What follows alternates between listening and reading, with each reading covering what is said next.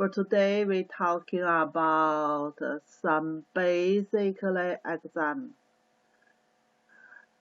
So physical exam for Western medicine technique, we still have 4 ways.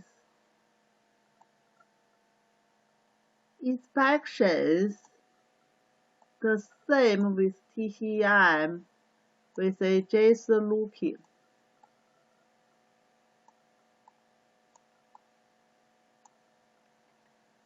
Looking patient all over and to see. So that's basically we looking, that's the first method, we can examination for the patients.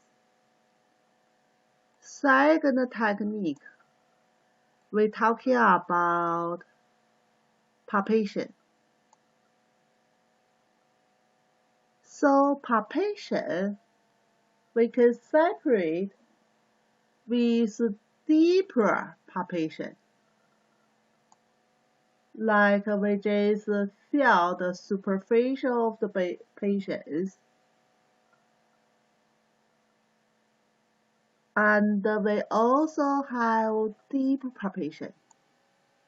Pressure deeply. That's usually we feel the organs. The third way we call it percussion. Percussion usually we are not used for TCM.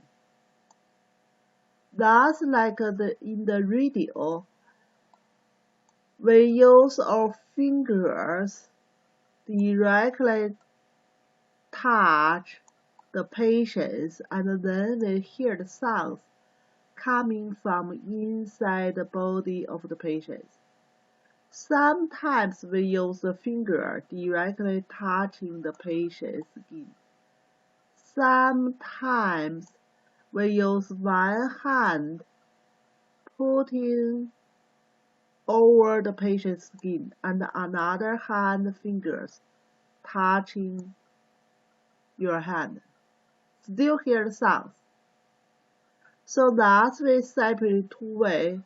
If we use the fingers directly touching the skin, we call it directly percussion.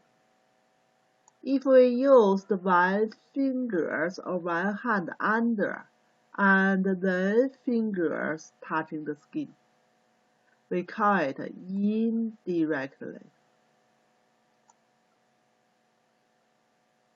But basically we hear the sounds coming from the patient. Then we're talking about aspiration. Aspirations, basically we use, we can call it scalp also.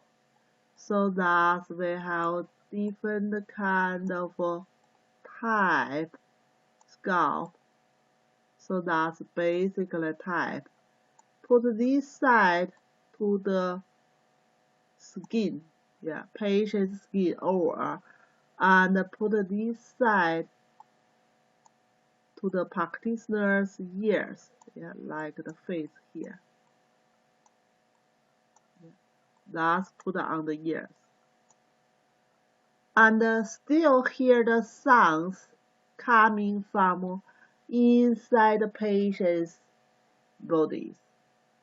So the common sounds when we use this kind of scalp, usually more important is the heart sound.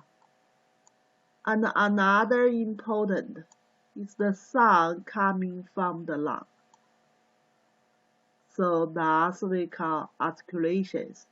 Certainly, sometimes we also can hear some sounds coming from blood vessels, but not that commonly. For some special kind of situation, then we can hear the sound coming from blood vessels.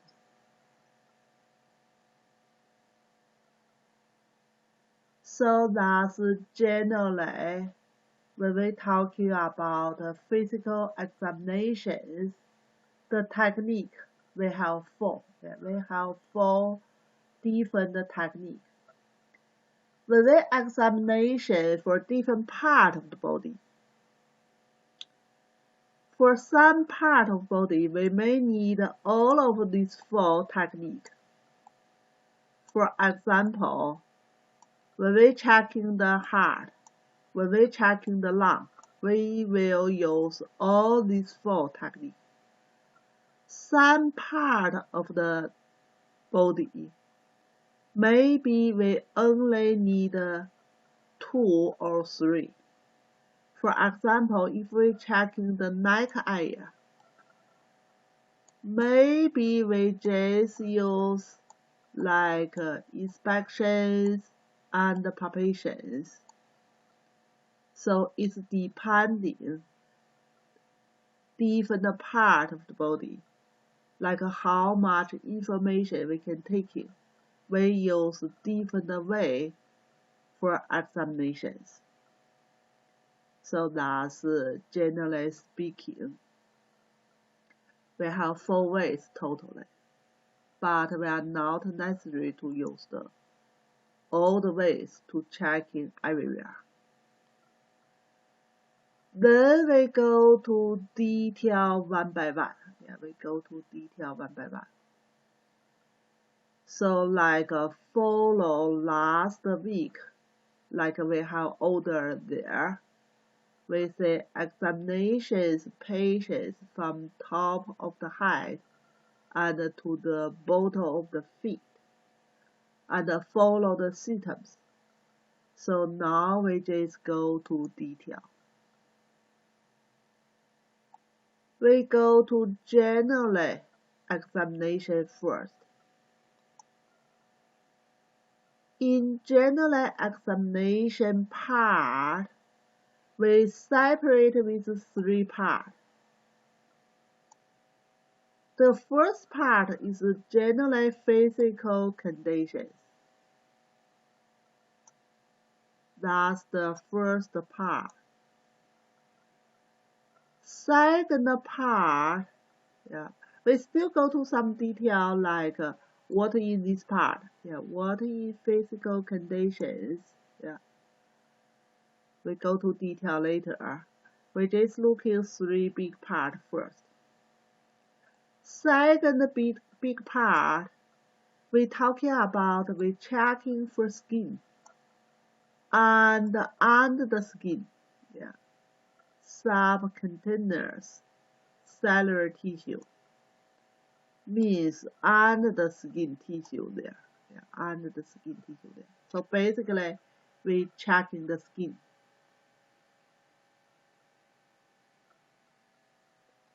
The third big part, we say we checking lymph nodules. So that's we talking about general examinations, we including 3 big parts, yeah, including 3 big parts. Then we still go to detail one by one. We go to first part first.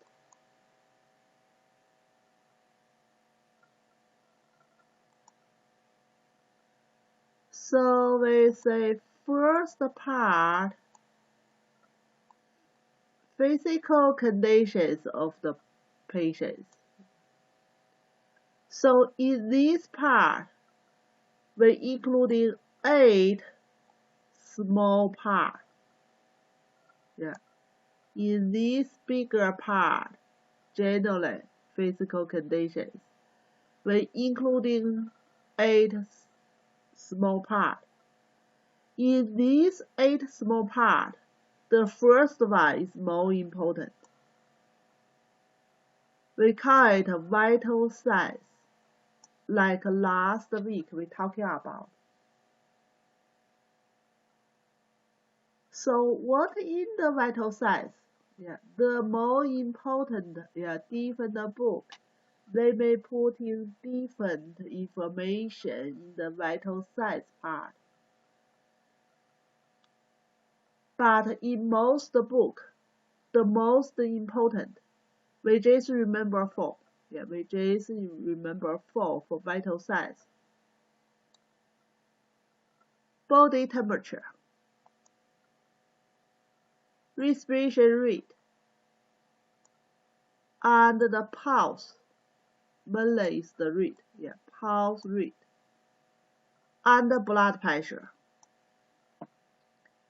So these 4 is more important, because their relationship with our life. Like people temperature is dropping pretty low, patient may be dead. And the same thing for respiration rate, pretty low or stop, patient will be dead. Heart not beating, patient will be dead. No blood pressure, patient will be dead. So that's why we call these 4 for vital signs means it's more close relationship with the patient's life. Any kind of severe change is emergency kind of situations. So that's the first one.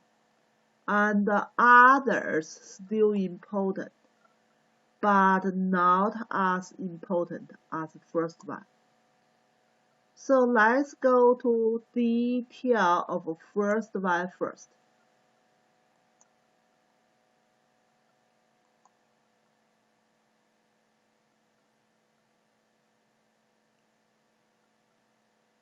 So let's talk about the vital signs. We say the vital signs including 4 parts. These 4 parts we need to remember. The first one is the blood pressure, and then heart rate. The same thing we talking about the pulse. Because heart rate reflecting or maybe we are easily feel from the pulse. So that's the same thing. And then respiration rate and the temperature. So let's go one by one. These 4 important, we go one by one. Let's talk about blood pressure first. So blood pressure, we're talking here for the adults. The children's little bit changing, but basically here we're only talking for the adults. So the blood pressure, we're looking the normal range first.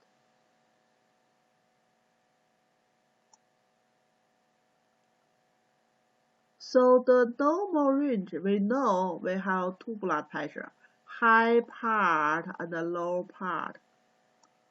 High part we call systolic.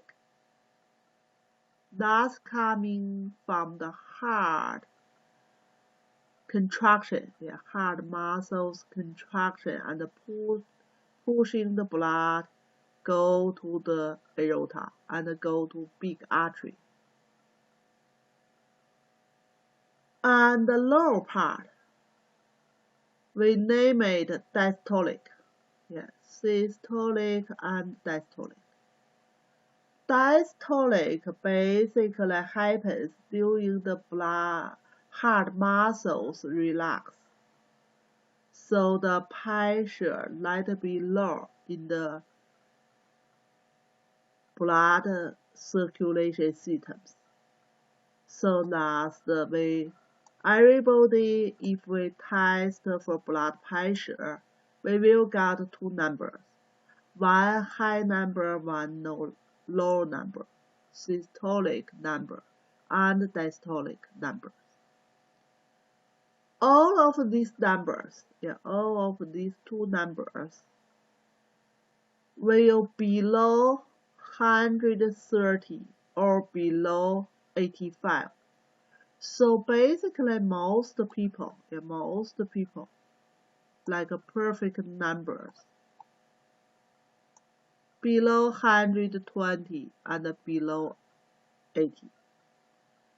So that's basically we say normal blood pressure. But if not over 130, over 85, still thinking about normal. So that's the normal blood pressure. Yeah, normal blood pressure. Then if the blood pressure higher, we call high blood pressure or hypertension.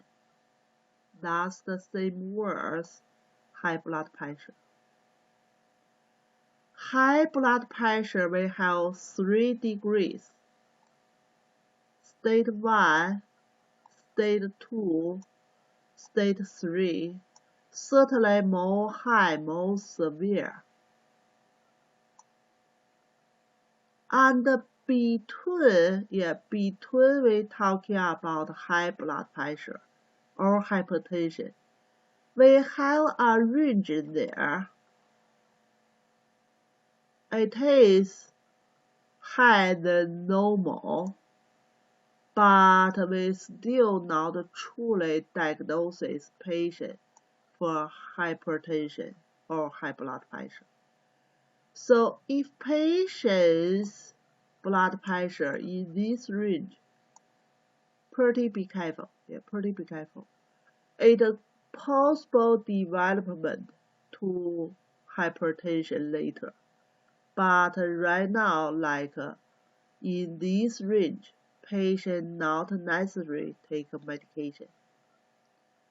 But if more higher, like start from stage 1 to stage 3, certainly we need to use medication to control. So that's we say different number here. Different number here. Systolic and diastolic. So certainly if some patient's blood pressure 180 over 110 is pretty high level in there. So that's basically the chart here. So when diagnosis for patient hypertension, basically we are not only including one measurement. So basically we need for different days we measurement for 3 times. All the 3 times their blood pressure is over normal.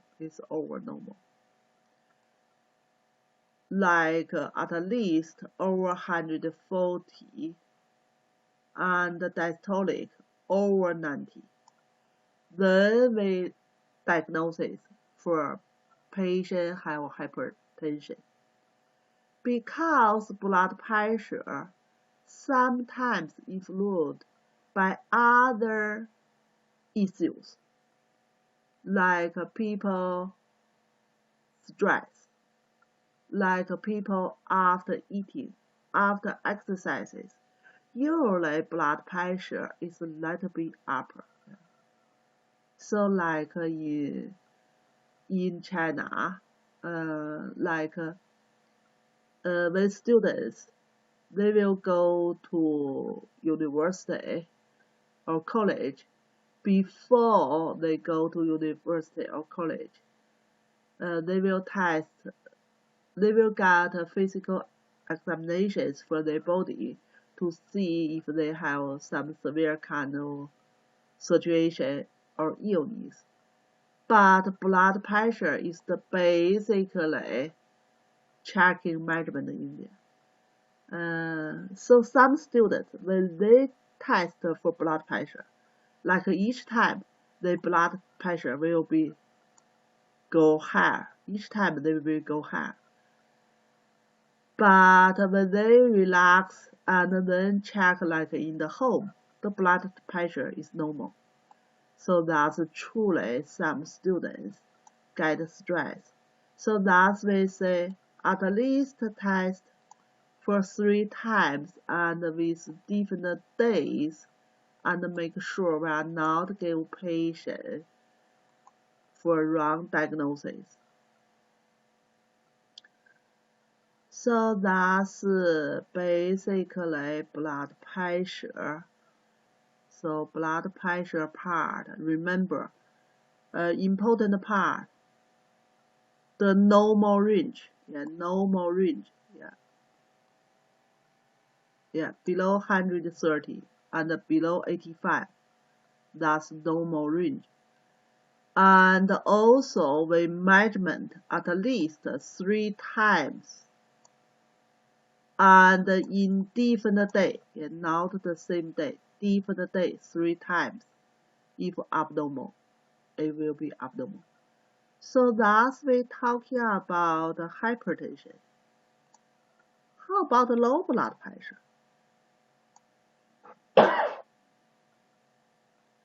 So generally say, like if patient chronically low blood pressure, we just thinking about kind of maybe long-term poor nutrition, maybe genetically. We are not truly thinking about that severe kind of problems. So some people blood pressure always like 90 over 60.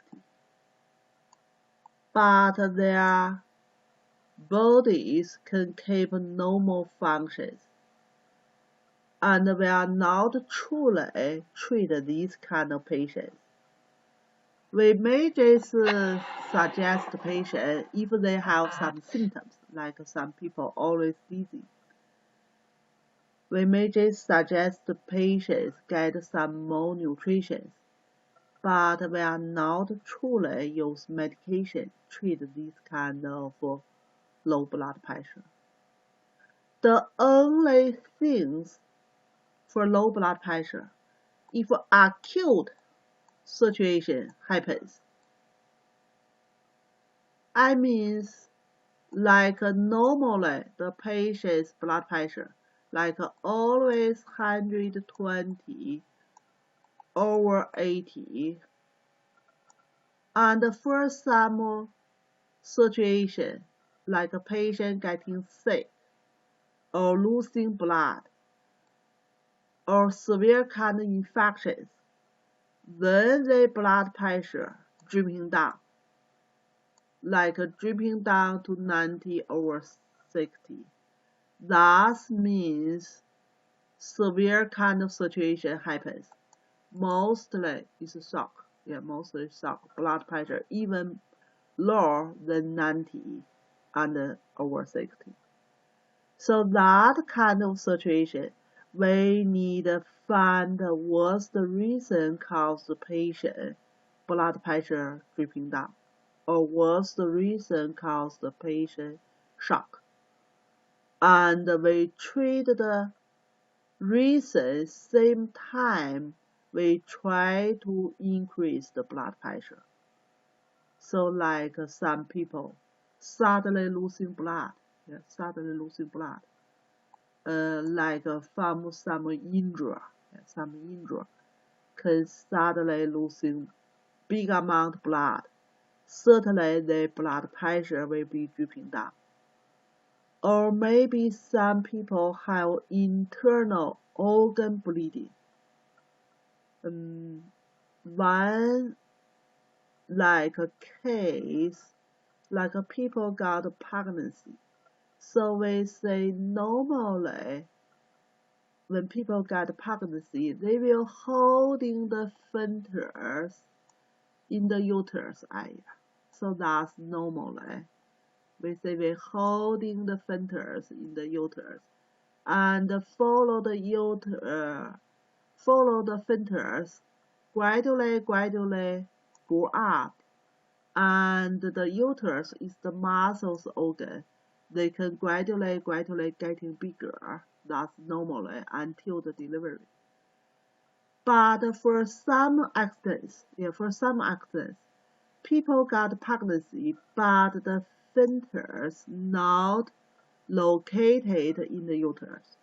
They maybe go to other place, maybe go to abdominal cavity, or maybe go to some place we're talking about pretty close to the uterus area, but just located in the tube here. So that's cause severe kind of problems. Like follow the sphincters grow up. The tissue and muscle here is not able, like the uterus, gradually grow up. So it's broken. When they broken, cause the mainly problems is bleeding. And this kind of bleeding is not like injury or trauma. The blood go to abdominal cavity. They holding inside. People don't know they are bleeding inside, but truly they can be short of time losing big amount of the blood. So that's pretty severe kind of dangerous situation. Truly, like during this time, patient maybe like feel tired first or then dizziness. When we test for blood pressure will be dropping down. If we find the reason and immediately go to surgery to stop bleeding, can save the patient's life. If didn't pay attention, don't know what happens, thinking about, oh, just let me tired, I get a rest, will be recover. Truly lose the chance to save the life. So that's kind of like a patient's blood pressure will be dropping down suddenly. So that's for low blood pressure. If the blood pressure dropping down suddenly, it's a severe kind of situation. But if patient keep low blood pressure for a long term, that's basically not severe kind of situation. Maybe just poor nutrition. Then we're talking about heart rate.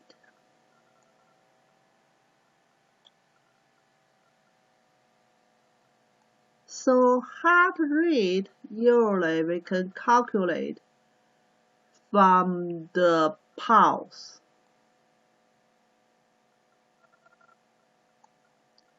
From a radial side of the arm, then we can calculate for heart rate.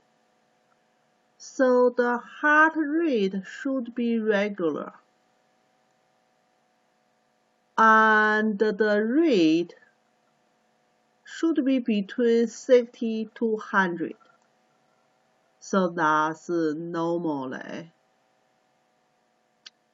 And certainly sometimes heart rate affected by other reasons, like people just after exercises, their heart rate will be increased. So generally, if a patient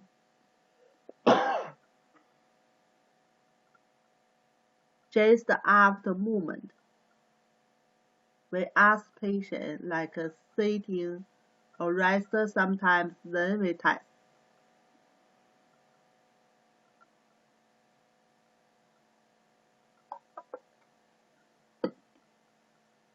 So clinically, usually we calculate the rate. For TTM, we calculate by practitioner's respirations.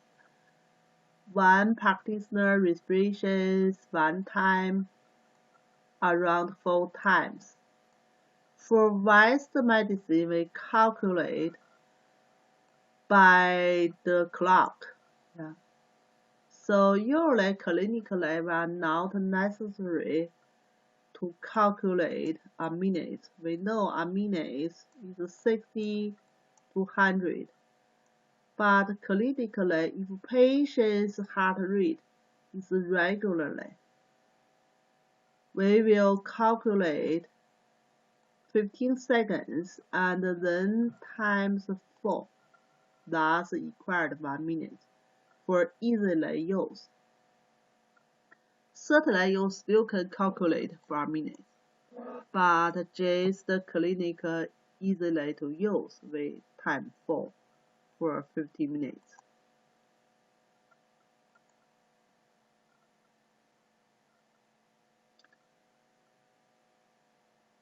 When we talking about respiration rate,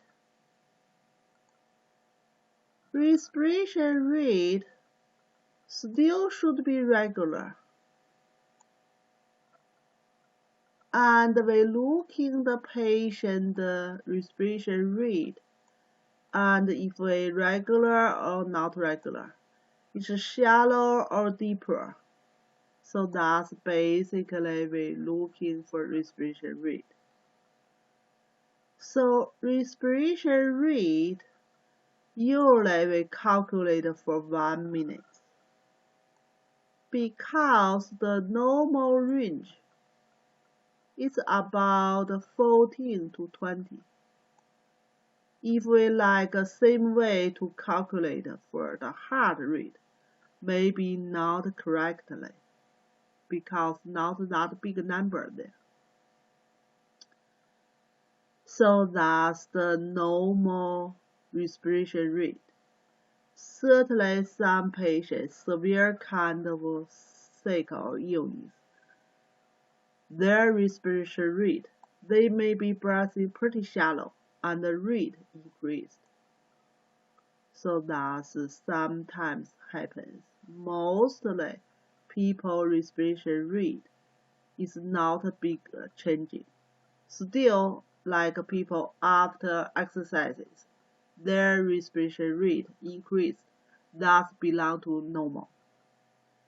So generally say whatever heart rate or respiration rate, we ask the patient like just after exercises, sitting there rest about 20 minutes. Then we test. Otherwise, their rate will be increased. So that's respiration rate.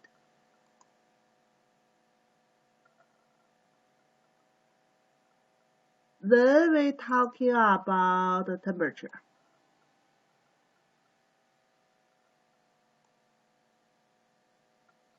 So the normal temperature, similar like heart rate, blood pressure, and also respiration rate. So all of these, we're talking about vital signs, including the temperature. All of these controlled by our nervous systems and endocrine systems. Like we talking about physiology, we talking about negative feedback control. Negative feedback control. So any kind of normal, like a physical activity or maybe normal body functions, not changing all of these rate too much.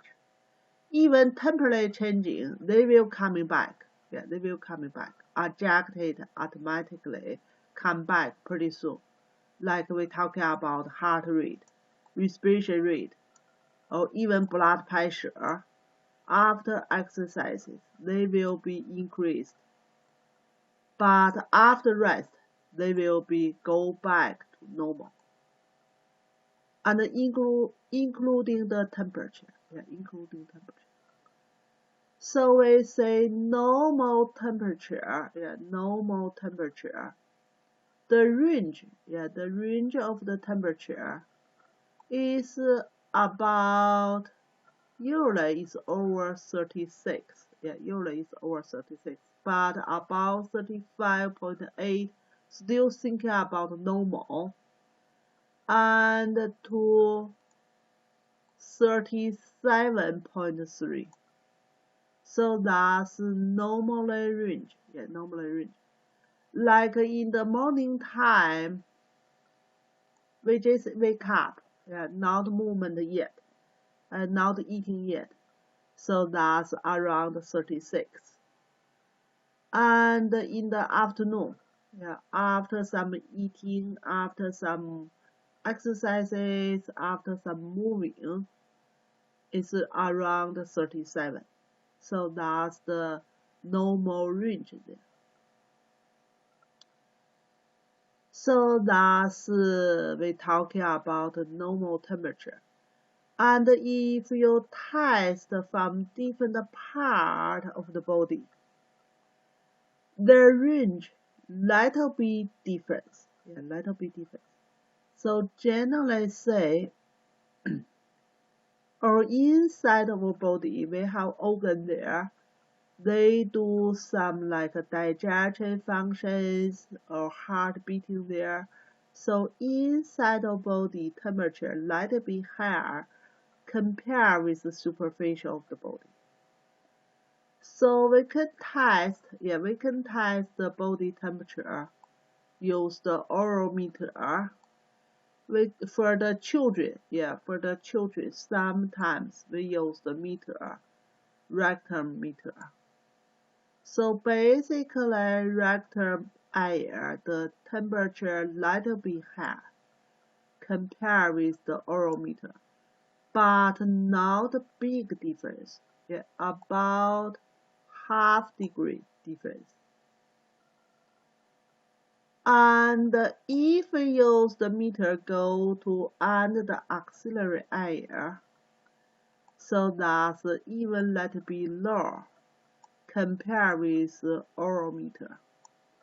So that's about 1 degree there. So that's basically little bit difference there, little bit difference here. So temperature here, basically we're talking about put under the axillary area. But if you test with different meter, you can add in some like temperature there, still normal, still normal. And especially put under axillary area. So basically you need a little bit longer time. But still, right now we have a lot of different meters. Like right now, COVID infections. So truly, if you go to some market or store, they have some electrical kind of meter. They can immediately test for like body temperature, like this kind of meter. So people even not necessary to touching you, then they will got your meter immediately. So like they test for your forehead and immediately some number show up. So different kind of meters, the time will be different. So that's normally body temperature. So if you go to shopping, don't running, go to there. Your body temperature will be go to little bit higher. So that's for body temperature part. We're talking about a normal range here.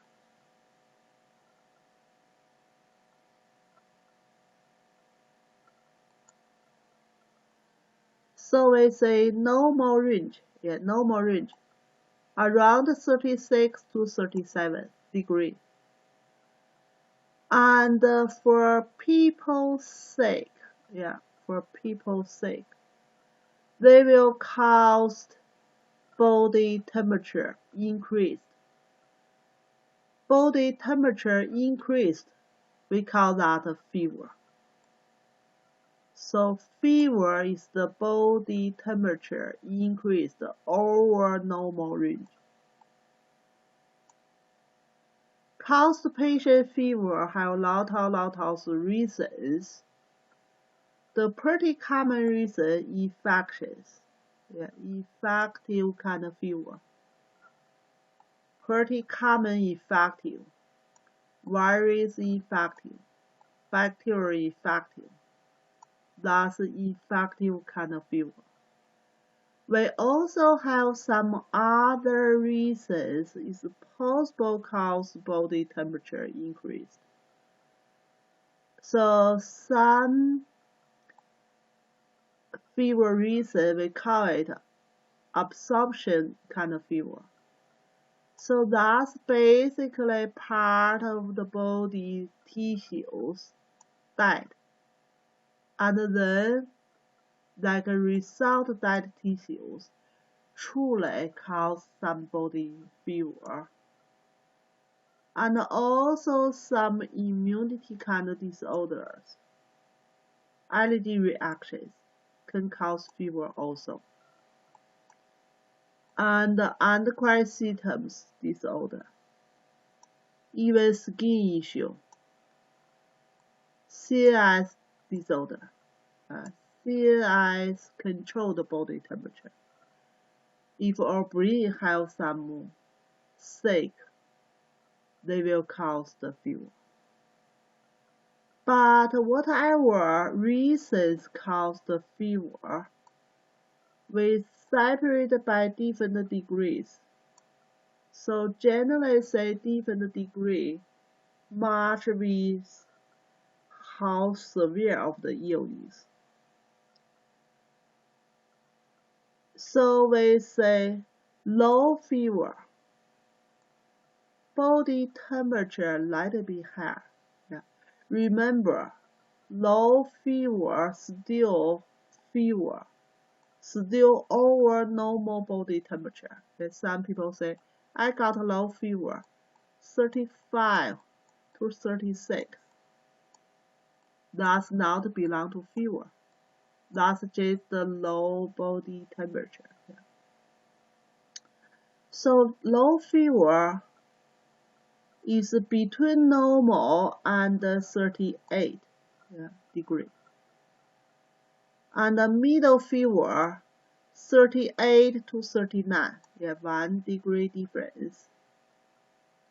And the high fever over 39 to 41. Extremely high fever is over 41. But generally, you can simply remember over 39 is a severe kind of situation already. So that's about a different degree of the fever. Then we're talking about the different pattern of the fever. Different pattern or different type of the fever. What all means different pattern or different type? So basically, we can record the body temperature and then put for a chart. From the chart, we can see different picture in here and different type in here. So that we name different type. So basically, the type we separate a few different here. We say number 1, persistent high fever.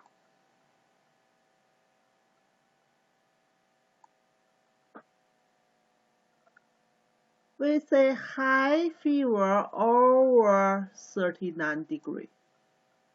And always in there over 39 degrees.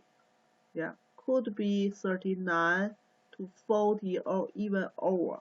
But generally say over 39. And then keeping there few days. or even weeks. And during one day, the changing not over 1 degree.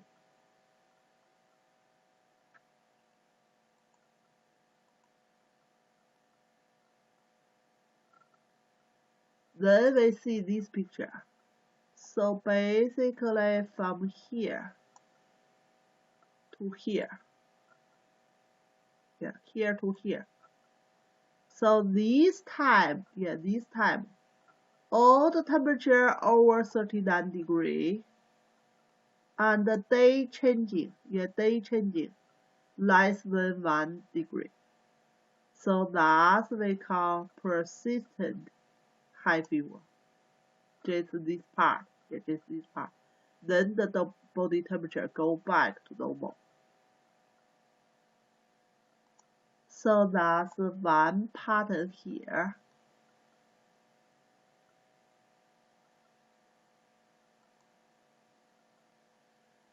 Then we go to second pattern, remittent fever. What means remittent fever? High part over 39 degrees, similar like last one, but changing bigger. They can changing about 2 degrees or even over, but never go back to normal. Still fever there. Still fever here. So then we see the second picture here.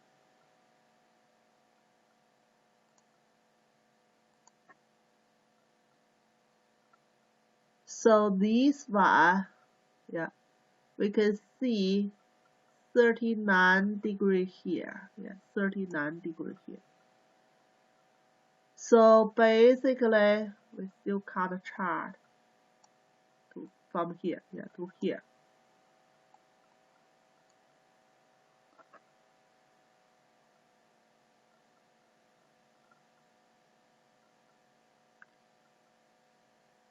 You can see head part, upper part is over 39. Lower part below 39, kind of changing over 1 degree for every day. Sometimes down, sometimes upper, sometimes down, sometimes upper. But lower part still over the normal. Lower part still over the normal.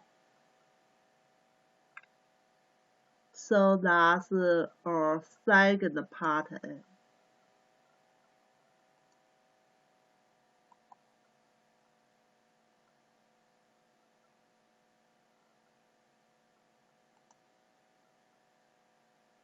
Then we go to the third pattern here. Third pattern here.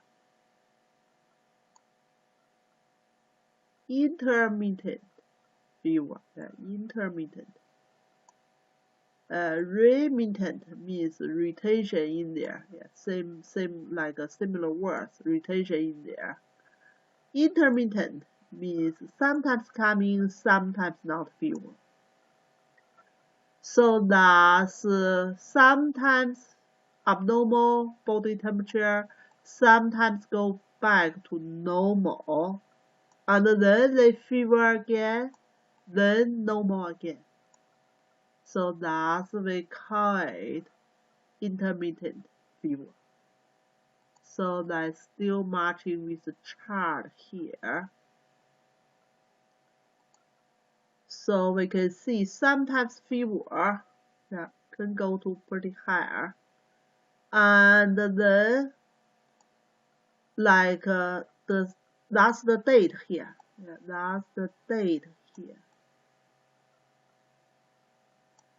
Like date 1, body temperature is normal. Start from date 2, body temperature is go upper. And then between the date 3 and 4, they go back to normal again. And keep normal temperature about 1 day. And between the date 5 and 6, they go high again. And then go back again. So like kind of things. Yeah. So that's basically this part is more typically. This part like go to 37.5, still like behind there. Yeah, still like behind there. But basically this part. So that's we call intermittent fever.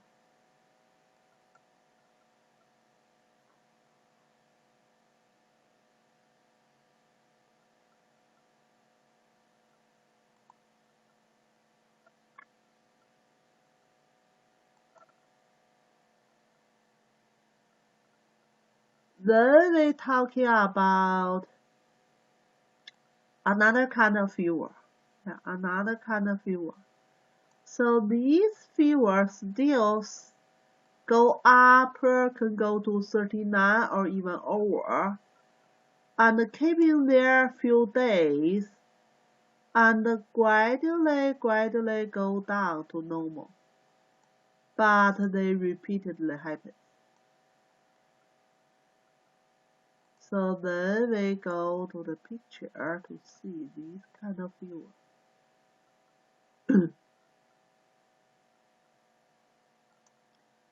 So they can gradually go up, and then keeping there few days, and then gradually go down to normal. Then few days they gradually go up, and then gradually go down again. So like some walls, yeah, walls. So that's this kind of fever, yeah, this kind of fever.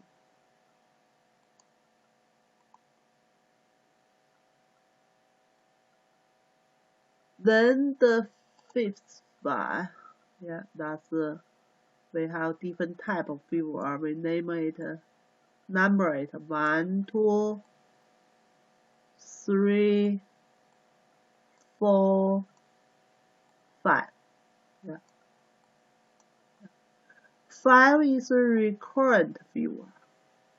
Recurrent fever is suddenly go up, and then after a few days, suddenly go down, and then repeat it. Yeah. So the last one is gradually go up, gradually go down. This one is suddenly go up, suddenly go down. So that's the picture.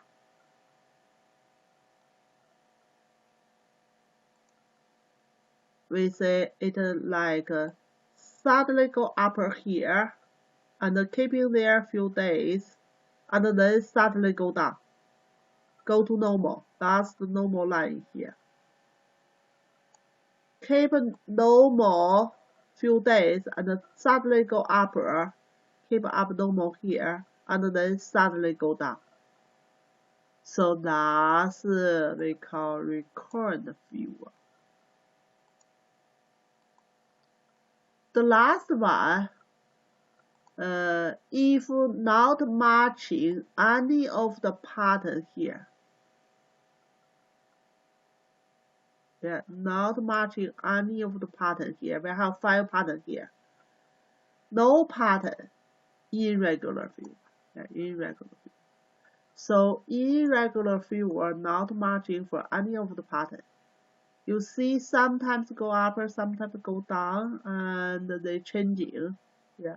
So that's irregular fever. So basically we have 6 different patterns. Why we try to learn different patterns for fever type? Because clinically different illness, they cause the fever may be different. Yeah, the pattern will be different. So that's give us some suggestions for diagnosis for different illness.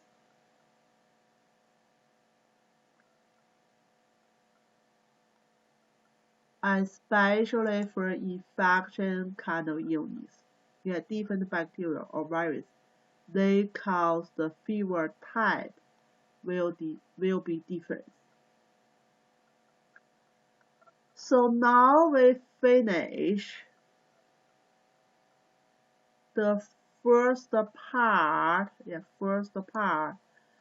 We say during physical conditions, the first important part is the vital signs. Vital signs including 4 parts: body temperature, respiration rate, pulse and heart rate, and blood pressure. So that's basically first important part. Then we go to second part. And the bigger one, the second. Development. Development basically we talking about how high of the patient, like how built up of the patient, and the body weight.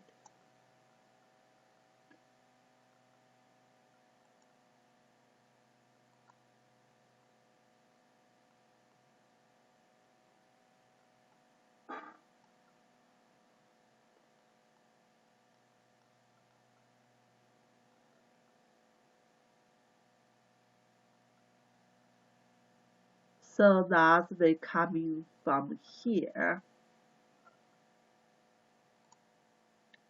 How high? How high? And what's the weight? That's the mainly. So for how high, basically we are not truly say like how high is normal or abnormal. So like we talking about before, if for adults, if over 130 to 140 centimeter, we'll be thinking about that's normal. So that's basically for the lower part. Higher part, we don't have the number there. Higher part, some people over 2 meters still normal. But if too shorter, truly we have a special kind of illness caused by our endocrine systems, fertility growth disorder, some hormone disorders. People not go to too high. Even they are over 30 or 40 years old, they still look like children, like that hair. And the body weight, body weight. So basically, clinically, we need a measurement, including the patient's how high it is, and the body weight it should be. We will talk about in the next part. For nutrition, we have a special kind of measurement for BMI.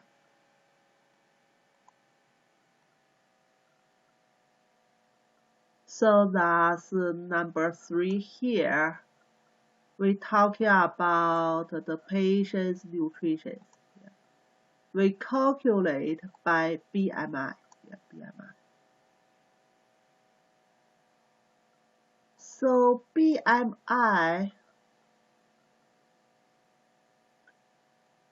we say we calculate that's by how much body weight and how high of the patient, and then we have a fixed number there.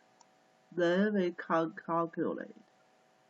So that's basically we try to say how the nutrition states of the patient. Then we still have normal range. We still have normal range here.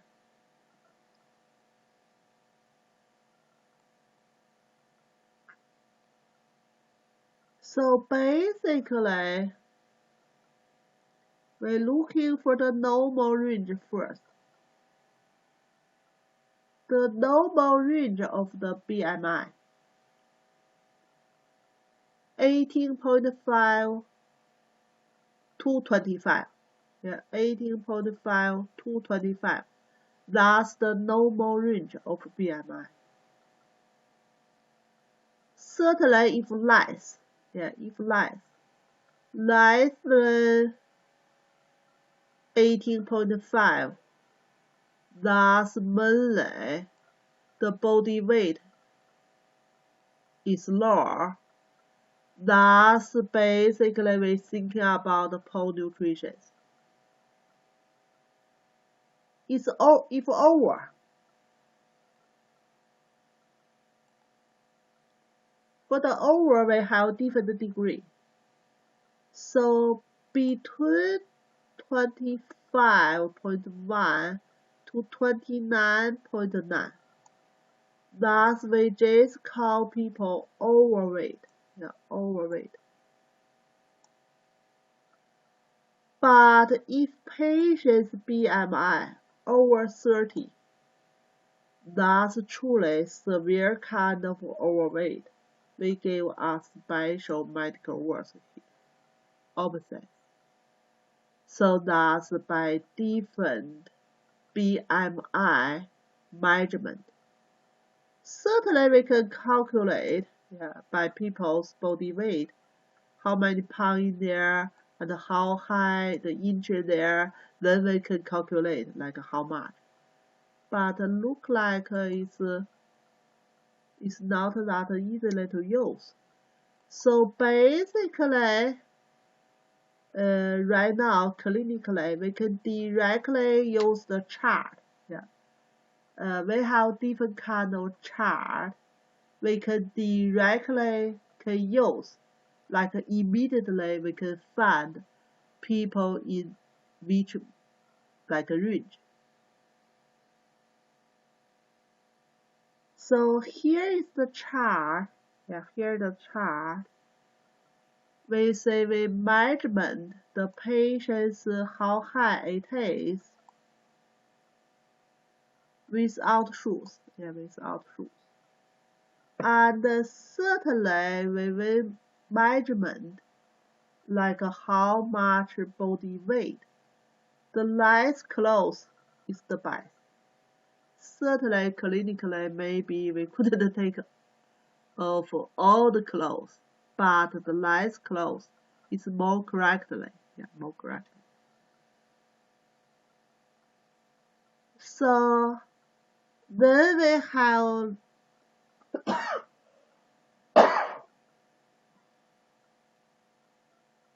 so a measurement here, we have centimeter here. We have inch here.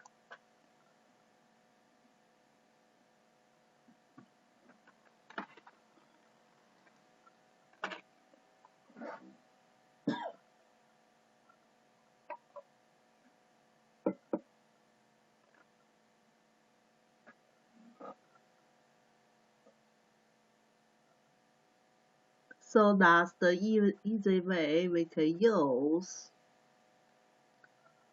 And for body weight, we have pound in here. And we have kilogram here. To see which way is easy for you. That's the same.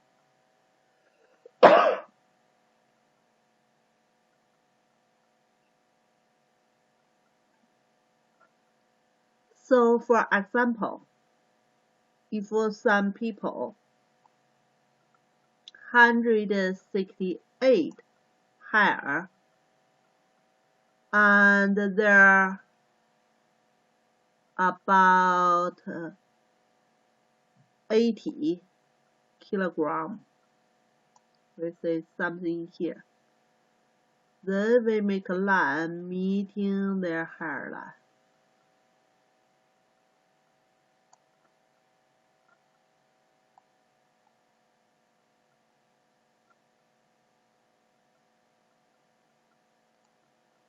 So in this area, the meeting area, truly overweight. Yeah, truly overweight. So that's the way we use the chart. Yeah. So certainly we expected everybody in the normal range. So normal range is the blue color here.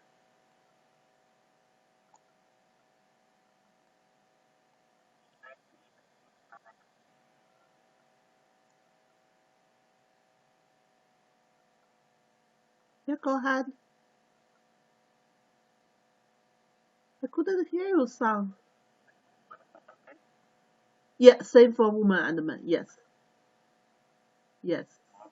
Yeah. Yeah, because by the body weight we calculate. Yeah. So women and men, their body weight may be different. Yeah. Yeah. So that's basically for BMI for adults. So this chart pretty useful.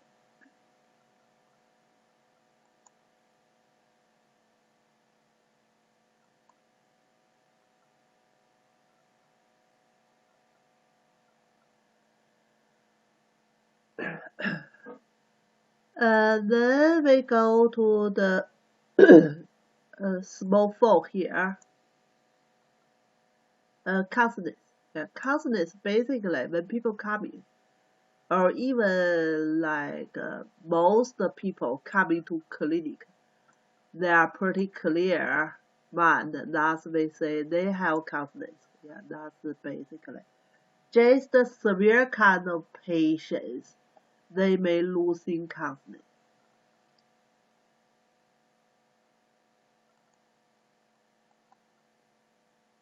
So that's the easy part. Then we hear the patients the speak sounds, yeah, the tongue, yeah. So that's normally. People can speak normally or abnormally. So that's another easy part. Also, we looking the patient's face, yeah, face, what's look like, yeah, look like. So truly, patient's face and their expressions can give us some idea. Yeah. Like a patient coming in with painful situation, you immediately can show up from patient's face. Or happy or unhappy. So that kind of we can see.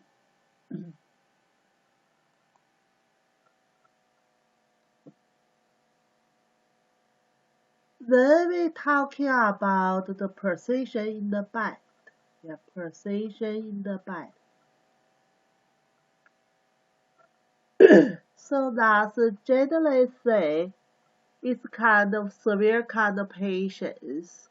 Yeah, they only can stay on the bed. Yeah, only can stay in the bed. So stay in the bed, we can separate with a few different kind of situations.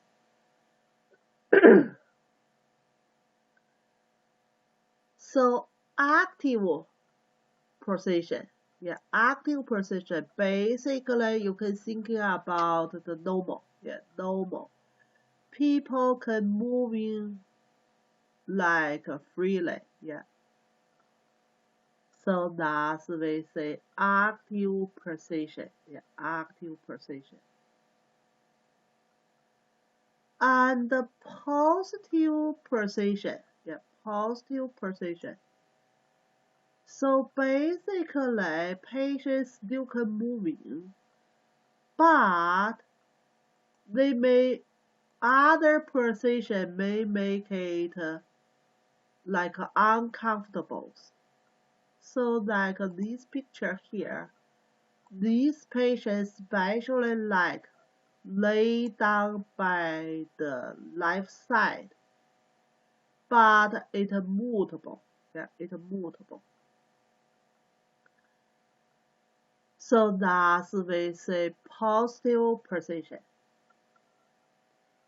And another special kind of situations.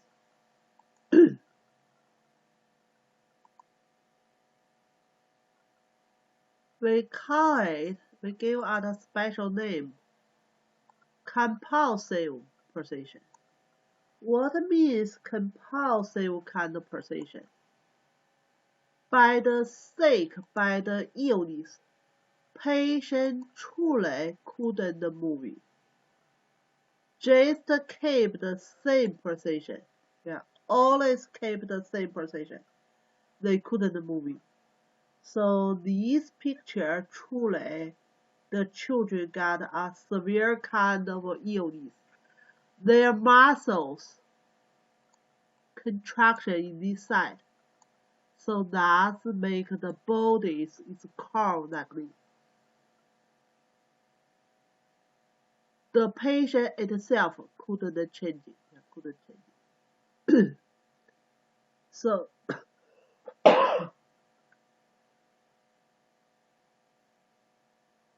that's three special kind of situations by patient's position.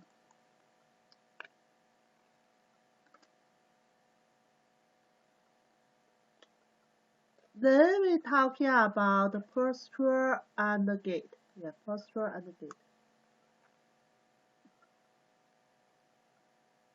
Like the patients,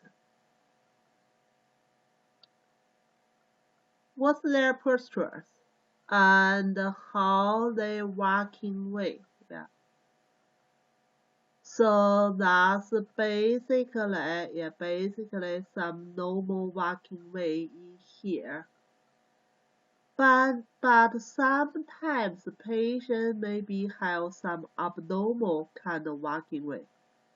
We may immediately know like some sick or illness happens, or by the special kind of posture. Like this patient here, the abnormal posture here. When we look at the patient, we are immediately get some idea. This patient maybe have like a lower back soreness in there.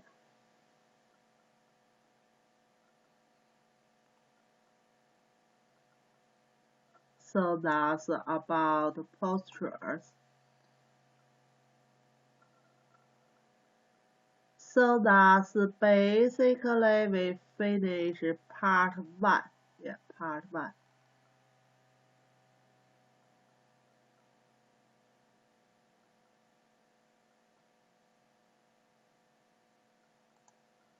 We say general examinations. Yeah, general examinations. It's the beginning of our examination for the patients. We look at the physical condition of the patient by the different aspects.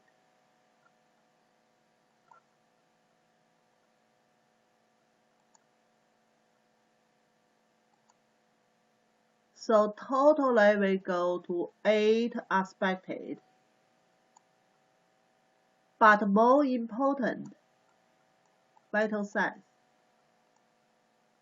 And also, we're talking about in the nutrition part, BMI. Thus, clinically, we are more commonly used. Yeah, commonly used. Other aspects, just get understanding.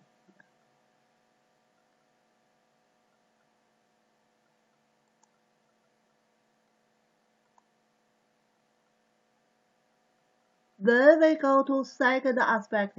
Yes, second aspect. Basically, we're talking about the skin and the skin tissues. Yeah, subcutaneous tissue. This means under the skin.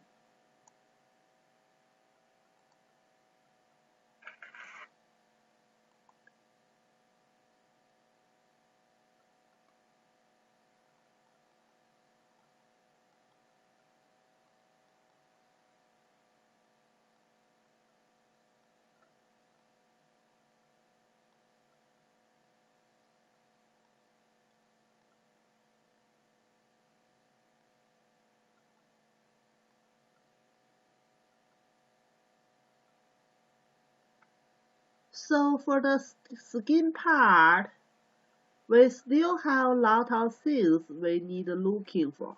Yeah, a lot of things we need looking for.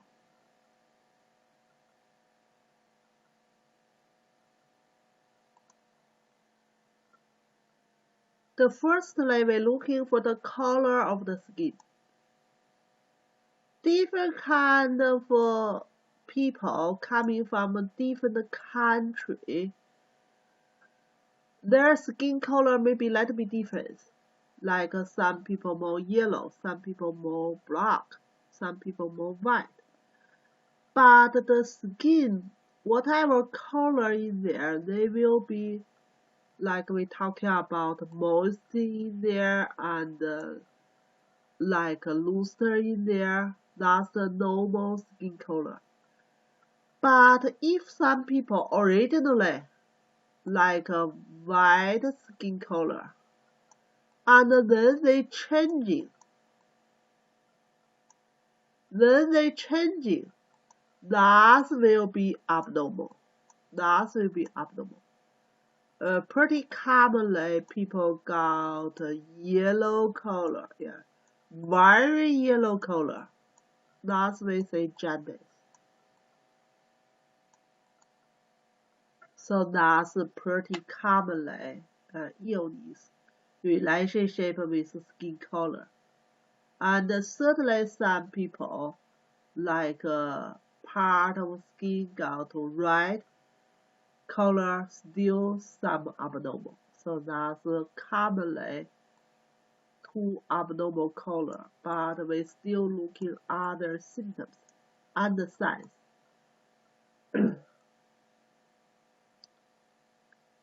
Then we say skin should be moisty. Too dry is abnormal. Yeah, too dry is abnormal. And also elastic. Yeah, elastic. Like you put your finger to the skin and then they bending up. Yeah, recover. That's a normal situation here. Yeah, normal situation here. Then we looking some abnormal situations. So abnormal situations, skin rash. That's the pretty commonly one. So skin rash may happen in different parts of the bodies. We are looking for different parts of bodies. And they may have different shape. They may just locally or maybe all over. So like these patients' skin rash is more red color around and some normal skin in the center. So that belong to one kind of skin rash. Pretty red here, yeah, pretty red here. And this one that's coming from the back area of the patient. You can see like a pink color, but all over, yeah, but all over. So we can find a different kind of skin rash.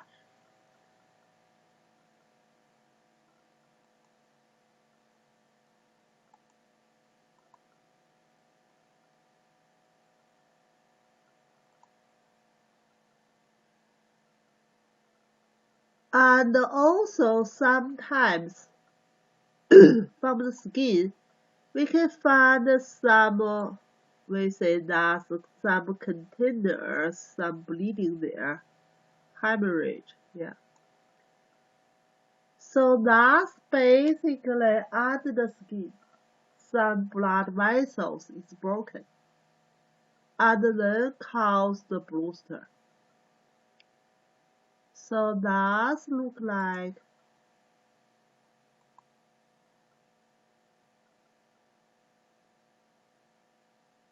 so like this picture here. So this one truly differs with skin rash. Yeah. It's under the skin some like blood vessels is broken. So mostly skin rash will be little bit over the skin. Yeah, will be little bit over the skin. That's we call skin rash. That's caused by skin issue. Yeah, by skin issue. So that lasts the skin.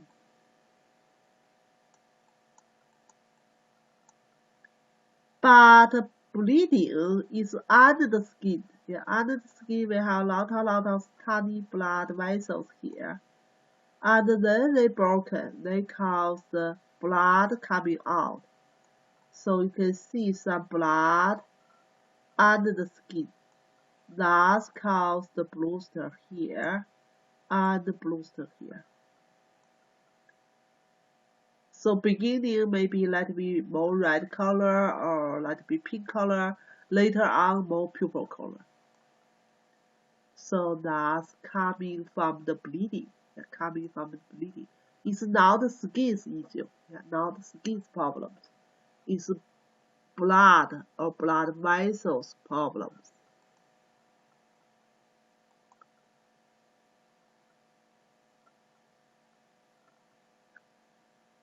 Then we're looking from the skin, we're looking some special kind of signs still caused by blood vessels, but it's not bleeding. Yeah. Its blood vessels dilate and formed for spider kind of shape. So basically it's this kind of blood vessel dilate. So that's mostly relationship with liver's problems. Spider kind of mark in the skin. Let's see. Yeah. Yeah, like this one. You can see like all the blood vessels getting enlarging from the center and formed like spiders. Yeah, formed like spiders. Truly, these patients have a lot of this kind of spider on the skin and also here. So that's a special kind of signs we can see from the skin.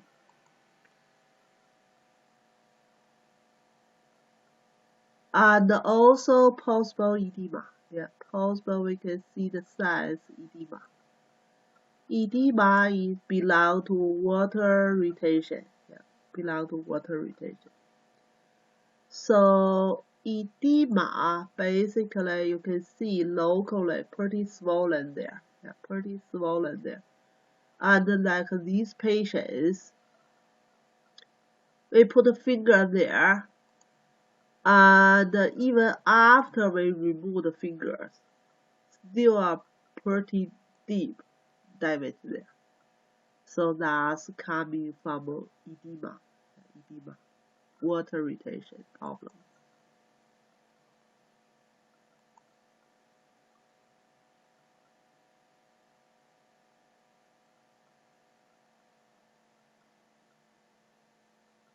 Then maybe under the skin, we may have some nodules there. Under the skin nodules, part may be coming from lymph nodules. Yeah, enlarging the lymph nodules. And also possible some tumors. So that's we looking, yeah, palpation, and then we can find the nodules. And also, if patient has some like a surgery before, or maybe by accident injured before, in some part of the body, you may can find some scar tissue. Yeah, I believe everybody have seen the scar tissue before. Yeah, I may don't have picture for scar tissue. Okay, I have a picture for scar tissue here.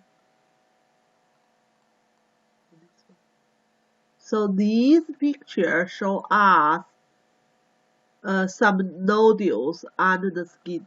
Yeah, nodules under the skin here.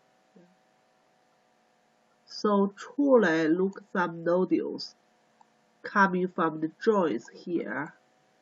But this one is not truly coming from the joints. Yeah, and maybe this one. Yeah. So some nodules we can find under the skin.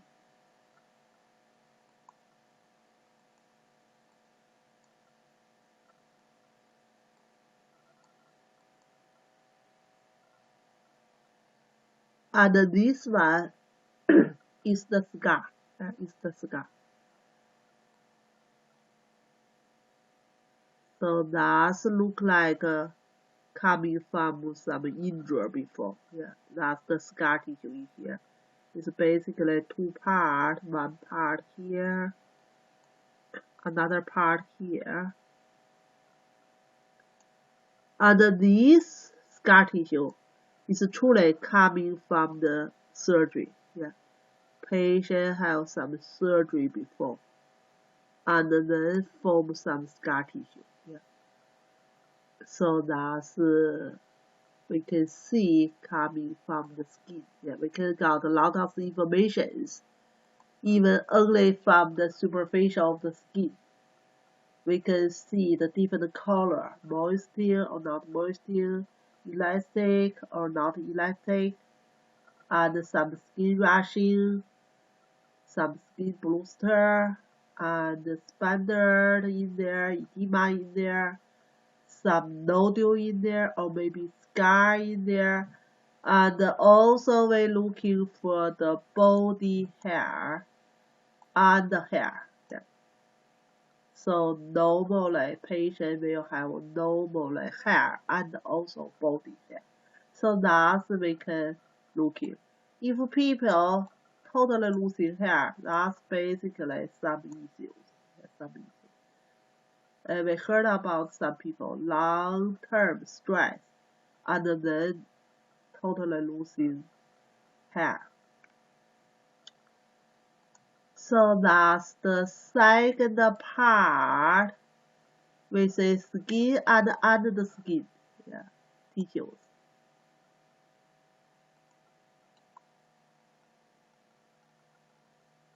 Then we move in the third part, yeah, third big part, lymph nodules.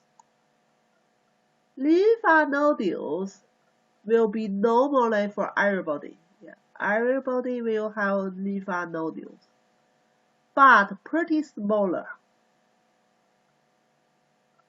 We say normally less than 0.5 centimeter. Yeah, less than 0.5 centimeter. And it is softer, no pain, and the superficial is smoothly. Basically, it's not that easily to find. So that's normal lymph nodules. And the lymph nodules normally located all over the body.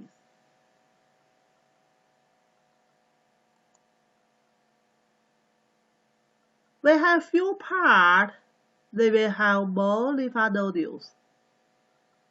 In front of ear and behind the ear, some group in there.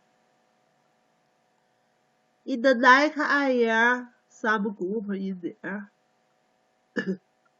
Under the axillary area, a group in there. And close to groin area, some group in there. That's mainly big group. Certainly we have small group, a small group. Close to the eyeballs and close to the knees. And also all over the body. Yeah, also all over the body. And internally, even internally, close to the organs, Yeah, like close to the lung, we still have group, and close to the digestive system, we still have some group in there. So that's normally. And blood circulation from the terminal go to the center. So that means some terminal problems they cause the outward lymph nodules getting bigger. And the neck lymph nodules received the lymphs coming from our head, especially from the nose and the mouth. So some people got a toothache, and then they find the big lymph nodules in the neck. So that's our lymph nodules. Some situations may cause the lymph nodules getting bigger.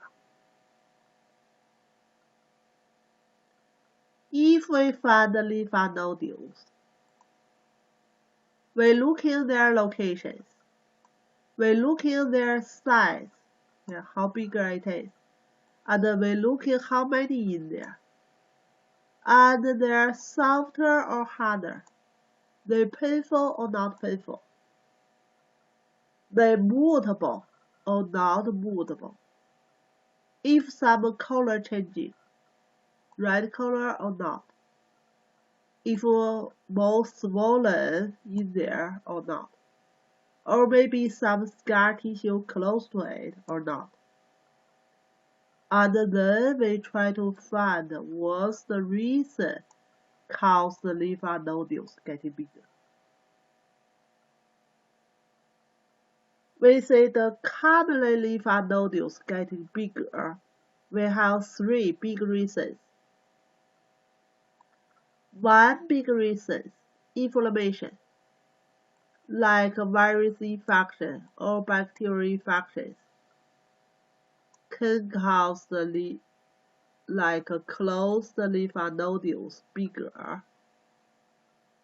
And the second reason, cancer. Pretty common reason, cancer. So we found the location from the size and the safety and the hard, painful or not hard, we can identify it. So still see the picture here. So even from these pictures, we can get some idea.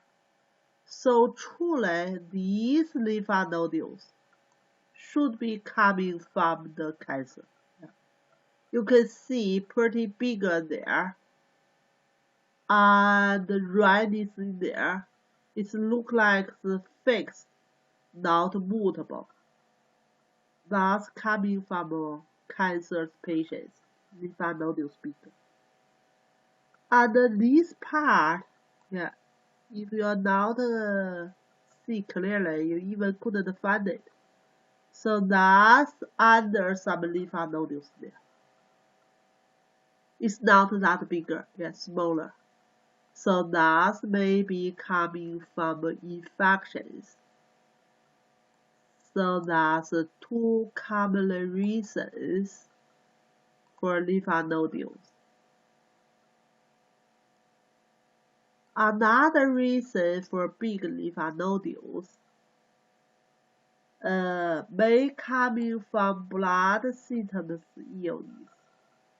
So these reasons not that common, but truly possible happens.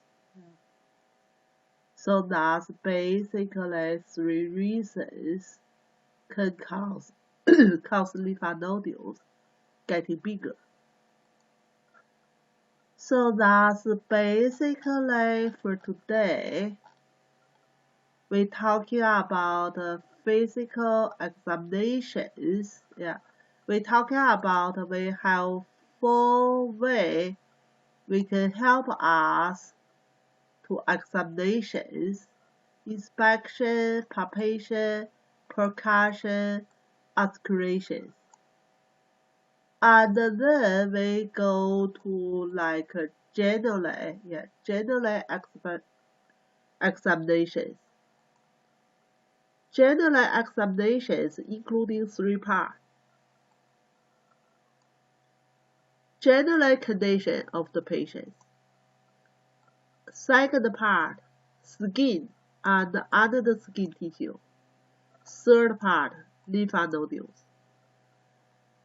So each of them have some more detailed part. More important, still vital signs. Vital signs including the temperature, including the respiration rate, including the pulse, including the blood pressure. And each of them will have the normal rate. We have the normal rate. We should remember. And the normal BMI rate, we should remember. So that's basically for today's class.